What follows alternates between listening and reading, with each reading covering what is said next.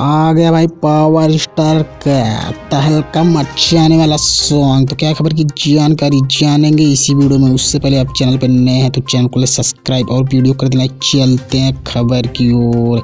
तो आप लोग को बता दे भाई लोग, पावर स्टार का 50 लाख से लागत वाला सॉन्ग आने वाला है वेब म्यूजिक पे फिर से तबाही मचाने। पावर स्टार ने कह दिया है ये तो पुदीना से भी ज़्यादा तबाही मचाएगा 2023 में। और इसकी फीमेल सिंगर हैं सिल्फी राज, जो हर गाने में तबाही मचाती हैं। और इसकी मॉडल हैं डिम्पल सिंह। डिम्पल सिंह तो इस समय फॉर्म में चल रही हैं। डिम्पल सिंह ने कहा हरी हरी ओढ़नी के साथ तबाही मचाया था मैंने, अब इसमें मचाएंगे 5 के नचबू की ना। तो देखने को मिलेगा फिर से डिम्पल सिंह द्वारा तबाही मचाने वाला सॉन्ग।